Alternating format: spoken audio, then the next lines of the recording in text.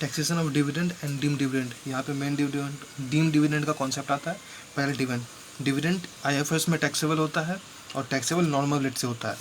लेकिन अगर वो एसएससी स्टॉक इन ट्रेड की तरह हेल्ड कर रहा है तो पीजीबीपी में टैक्स करेंगे और उस पर एक्सपेंस पूरा अलाउड होगा, कोई लिमिट नहीं है। पीजीबीपी में डिविडेंड अगर आईएफएस स्टॉक के अंदर शेयर जो है वो स्टॉक की तरह हेल्ड कर रहा है तो डिविडेंड का इनकम पीजीबीपी के अंदर जाएगा और एक्सपेंस पे कोई लिमिट नहीं होगा, पूरा एक्सपेंस अलाउड होगा।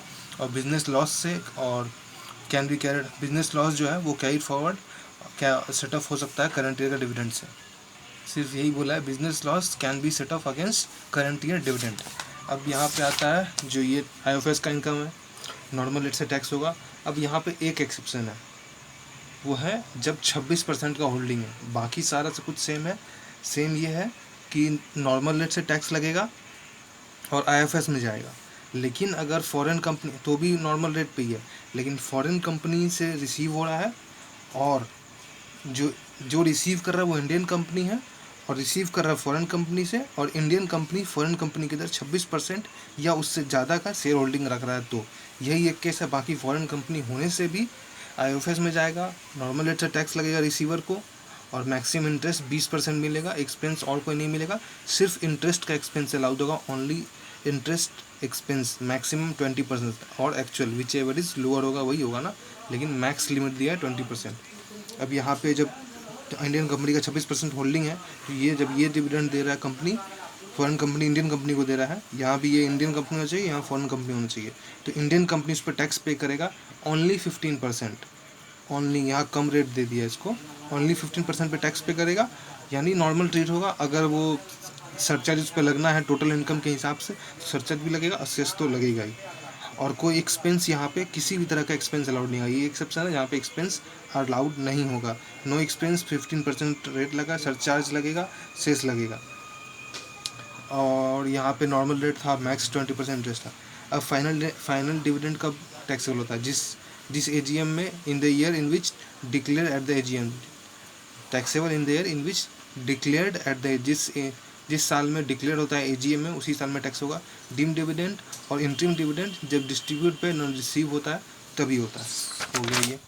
उसके बाद आता डीम डिविडेंड, यहाँ क्या बोल रहे थे, हाँ डीम डिविडेंड और इंटरिम डिविडेंड दोनों जब रिसीव हो रहा था। अब डीम डिविडेंड के लिए क्या है, डीम डिविडेंड में ये सेक्शन सिर्फ लास्ट, ये पोर्शन लास्ट में पढ़ेंगे, बाकी इससे पहले है section 2 subsection 2 A, B, C, D, ये 4 है। अब इसमें पहले में बोलता है कि एसेट मिल रहा है कंपनी से, एनी एसेट, कोई कंपनी बाई कंपनी कोई एसेट डिस्ट्रीब्यूट किया टू शेयर होल्डर, तो उस पर टैक्स लगेगा, डीम डिविडेंड मान लिया जाएगा। टैक्स कौन देगा? नॉर्मल रेट्स के हिसाब से वो जो होता है वही कहानी है, लेकिन उसको डीम डिविडेंड मान लिया जाएगा। और कितना, जितना कैसेट दिया उसका एफएमवी लेंगे टू द एक्सटेंट, अगर 1 करोड़ का एसेट दे दिया लेकिन एक्यूमुलेटेड प्रॉफिट 90 लाख का है तो 90 लाख को डीम डिविडेंड मांगेंगे कि 90 लाख देने के लिए वो घुमा के तुम दिया। और ये फेयर वैल्यू कब का लेंगे? एफएमवी इसमें लेते हैं as on date of distribution, जिस दिन डिस्ट्रीब्यूट कर रहे हैं उस दिन का एफएमवी लिया। अब यहाँ पे एक चीज़ आता है कि जब बोनस शेयर का क्या, बोनस शेयर देने को टैक्स नहीं बोल रहे हैं यहाँ पे। जब बोनस शेयर सिर्फ प्रेफरेंस शेयर होल्डर को जाएगा तो टैक्स होता है, वो भी बी के अंदर, वहाँ पे इक्विटी कवर नहीं होता है। तो बोनस शेयर का मतलब ये होता है कि ये एक्यूमुलेटेड प्रॉफिट है, बोनस शेयर को एक्यूमुलेटेड प्रॉफिट का कैलकुलेशन के अंदर डालते हैं। तो एक्यूमुलेटेड प्रॉफिट यानी reserve and surplus plus bonus, ये जो अमाउंट होगा उसको एसेट से कंपेयर करेंगे, तो एक्यूमुलेटेड जितना बैलेंस रहेगा उतना उसको टैक्स कर देंगे। दूसरा आता है bonus share will be added in accumulated. उसके दूसरा आता है डिस्ट्रीब्यूशन ऑफ डिवेंचर। तो bonus and preference share, bonus जब प्रेफरेंस शेयर को दिया जाता है, सिर्फ प्रेफरेंस शेयर, इक्विटी का बात नहीं कर रहा है यहाँ पे। और डिवेंचर, जब डिवेंचर या डिवेंचर स्टॉक और डिपॉजिट सर्टिफिकेट ये किसी को भी दिया जा रहा है तो इसको टैक्स करेंगे, प्रोवाइडेड एक्यूमुलेटेड प्रॉफिट कैपिटलाइज और नॉट। एक्यूमुलेटेड प्रॉफिट कैपिटलाइज और यहाँ पे एफएमवी का कोई बात नहीं होता है, ठीक है। बोनस शेयर सिर्फ प्रेफरेंस शेयर के बारे में बात हो रहा है, दूसरा को देगा तो इक्विटी को देगा तो मतलब नहीं। डिस्ट्रीब्यूशन ऑफ एसेट, यहाँ पे फिर एसेट है, और प्रेफरेंस शेयर होल्डर यहाँ पे भी कवर, प्रेफरेंस शेयर होल्डर यहाँ पे कवर नहीं होगा, सिर्फ यहाँ नहीं, यहाँ पे कवर नहीं होगा प्रेफरेंस शेयर एसेट लिक्विडेशन में, और डिडक्शन इन कैपिटल में प्रेफरेंस शेयर को अगर दे रहा है तो वो चीज़ कंसिडर नहीं होगा। बोनस शेयर में कोई एफएमवी है ही नहीं, ये बोनस और ये सब एफएमवी नहीं लेंगे, इसमें फिर FMV as on distribution date ही लेंगे, यहाँ पे भी एफएमवी एज ऑन डिस्ट्रीब्यूशन ही है। लिक्विडेशन पे भी कब, एक्यूमुलेटेड प्रॉफिट,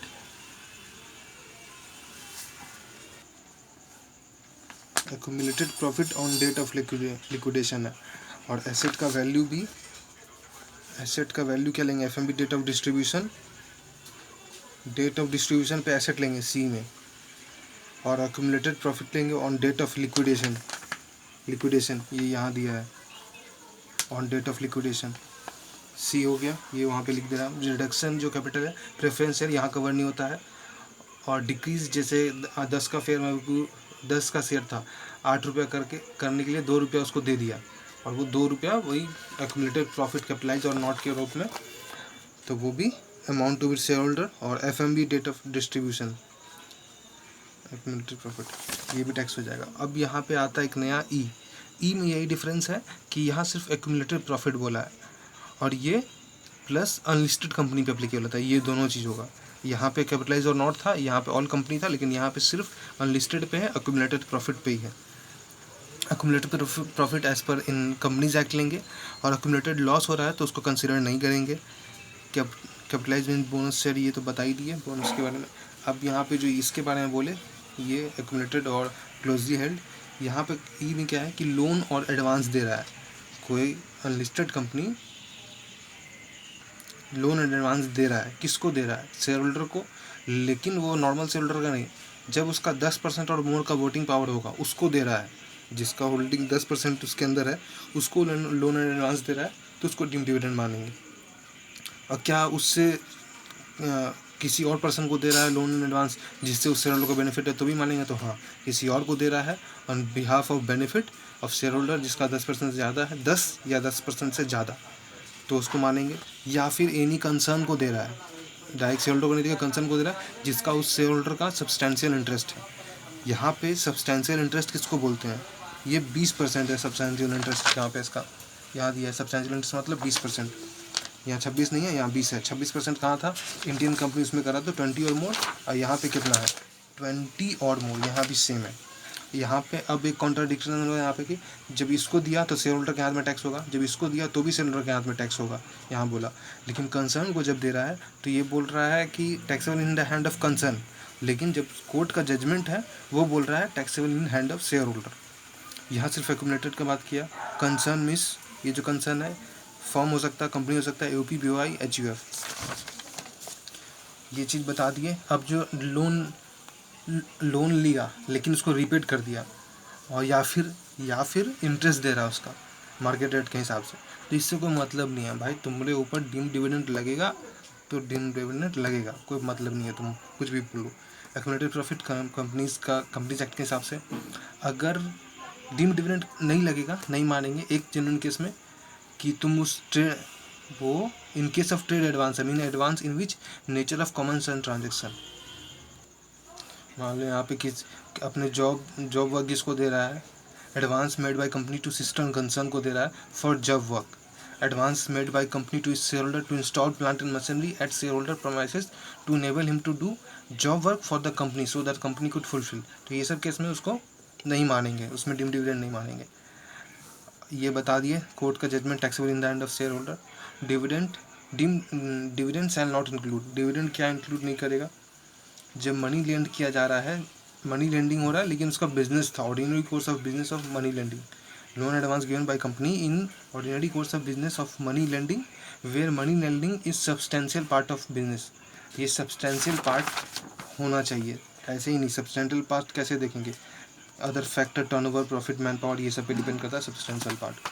फिर बाईबैक हो रहा है तो उसको नहीं बोलेंगे।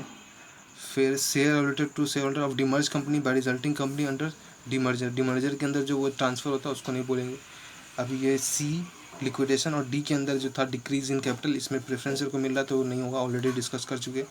एटीएम को एटीएम याद रखो, इसमें जब कंपनी ये इंट्रा कॉर्पोरेट डिविडेंड एक कंपनी दूसरे कंपनी को दे रहा है, जब gross total income of dividend company domestic company, ये याद रखना, जब gross total income domestic company includes dividend from another domestic company और फॉरेन कंपनी और बिजनेस ट्रस्ट, जब अभी हम डोमेस्टिक कंपनी का इनकम टैक्स कर रहे हैं, उसमें देखेंगे कि वो किसी और डोमेस्टिक कंपनी से लिया है डिविडेंड, या फॉरेन कंपनी से लिया है डिविडेंड, या बिजनेस ट्रस्ट से लिया है डिविडेंड, तो उसको डिडक्शन के लिए डिडक्शन देंगे।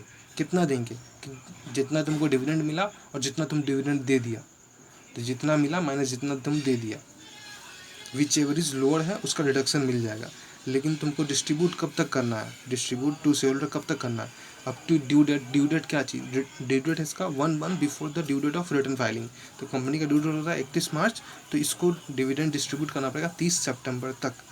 अब यहाँ पे जो ये एग्रीगेट जो इनकम इसका रिसीव मानेंगे, डीम डिविडेंड का इनकम कितना ये रिसीव किया, तो जितना इनकम टैक्स करे उसी को मानेंगे। यानी 26% होल्डिंग नहीं है, बाकी कंपनी से रिसीव कर रहा है, बाकी रिलेशन है, तो उसमें मतलब बाकी रिलेशन कोई रिलेशन नहीं है, ऐसे रिसीव कर रहा है 26% से कम वाला में, तो उसमें एक्सपेंस 20% मैक्स का माइनस करके सिर्फ एक्सपेंस का माइनस होगा, सिर्फ इंटरेस्ट माइनस होगा, वो भी मैक्सिमम 20%। अगर उससे कम का इंटरेस्ट है तो कम माइनस होगा। वो माइनस करने के बाद जो है अमाउंट आएगा, अगर उसमें कोई एक 26% होल्डिंग है तो उसमें ग्रॉस हो जाएगा, बिना एक्सपेंस का वो यहाँ पे चला आएगा, और उसमें से कितना amount up to due date distribute किया, विच इज लोअर है, उसका डिडक्शन मिल जाएगा, जो कि इस सम्स में एक्सप्लेन हुआ है। अब उससे पहले एक बार यहाँ आते हैं, ये बोलता है, इसमें याद रखने का ये, इफ़ डिक्लेयर हो चुका है बिफोर 1/4/20, 1/4/20 से पहले, 1/4/20 को नहीं, 1/4/20 से अगर पहले हो गया है तो उस पर DDT पे होगा। DDT कौन पे करेगा? कंपनी जो पे कर रहा है। जब कंपनी टैक्स पे कर दिया तो एग्जाम्प्ट हो जाएगा शेयर होल्डर के हाथ पर। ये पॉइंट था, स्टॉक PGP वाला बता दिया। ठीक, अब यहाँ पे क्वेश्चन आता है, ये इसमें डिविडेंड मैक्सिमम ये वाला बता दिया, 20% इंटरेस्ट अलाउ करेंगे, एक्सपेंस अदर था तो अलाउड नहीं किए। यहाँ पे भी अदर UTI। हाँ, याद रखने का चीज़ है कि इक्विटी ओरिएंटेड म्यूचुअल फंड पे भी इंटरेस्ट का एक्सपेंस 20% मैक्सिमम अलाउड होता है, ये IFS में बताया हुआ है। तो ये 240 का भी आ गया, तो यहाँ पे सारा इनकम को ऐड कर दिया, तो interest expense dividend pay minus कर दिया, इस पर माइनस कर दिया, नॉर्मल में लिया है क्योंकि नॉर्मल लिस्ट टैक्स होता है, नॉर्मल में लिया है। ATM डिडक्शन कितना, जो ये इंटरेस्ट एक्सपेंस माइनस कर दिए थे यहाँ पे, ये 960 ही आया, तो यहाँ भी ये माइनस कर दिया था। यहाँ सिर्फ डिविडेंड लिए 9,60,000 लिए, income from excess mutual fund नहीं लिए, 9,60,000 लिए। डिस्ट्रीब्यूटेड में अप टू ये वाला इंक्लूड नहीं किया, 28 से 11 का। यहाँ पे फाइनल इंट्रीम करंट ईयर का था, फाइनल भी करंट ईयर का था 21-22, और इंट्रीम डिविडेंड ये क्या बोल रहा है, डिस्ट्रीब्यूटेड है, तो इंट्रीम जब डिस्ट्रीब्यूट हो गया तो ठीक है, फाइनल भी इसमें डिस्ट्रीब्यूट हो गया, इंट्रीम प्रीवियस ईयर का डिस्ट्रीब्यूट हो गया, तो डिस्ट्रीब्यूट पे तो मिलेगा ही, तो ये माइनस करके विच लो 4 लाख का डिडक्शन दे दिए, विच टैक्सेबल हो गया। इस कॉन्सेप्ट में नया, इस क्वेश्चन में एक नया कॉन्सेप्ट है, नया बस यही है कि 26% का होल्डिंग है, जिसका रिजल्ट यहाँ पे एप्लीकेबल है। बाकी एक चीज़ बताया कि company lower tax regime 115BAA ले रहा है, तो इसका कोई इम्पैक्ट नहीं पड़ा। और दूसरा बताया कि कंट्री डी से के साथ इसका DT है, जिसका भी सम्स में कोई इम्पैक्ट नहीं पड़ा। DT है, और DT में बोला गया है कि dividend from country D to the resident of India taxable in India, तो इसलिए यहाँ पे टैक्स हो रहा है। यहाँ पे 10% का 10 लाख का 20% निकालेगा तो 2 आएगा, लेकिन एक्चुअल में 10 ही है, तो 9 लाख। लेकिन यहाँ 26% होल्डिंग हो गया, 26 और मोर था, 26 हो गया, तो इस पर एक्सपेंस नहीं, टोटल इनकम हो गया 14 में 14 दूनी 28, 280, लेकिन यहाँ 2 ही था तो 2 ही माइनस करेंगे, तो ये 9। अब यहाँ पे 9 और 12 21 हो गया, ये 21 इधर आ गया, 24 - 3 21, ये 8 पूरा का पूरा हो गया। अब 8 और ये 21 आफ्टर एक्सपेंस वाला, बिना एक्सपेंस वाला, दोनों को जोड़ दिया 29 जो रिसीव हुआ, माइनस डिस्ट्रीब्यूट कर दिया 27, यहाँ पे बोला है 27 लाख पे किया है, तो 27 माइनस करके जितना आ गया 249 में से 27 माइनस कर दिया 322 टैक्सेबल हो गया। 14 मिनट में सम चैप्टर कंप्लीट। अब देखते हैं नेक्स्ट चैप्टर, अब इसका क्वेश्चन बैच शायद देखेंगे।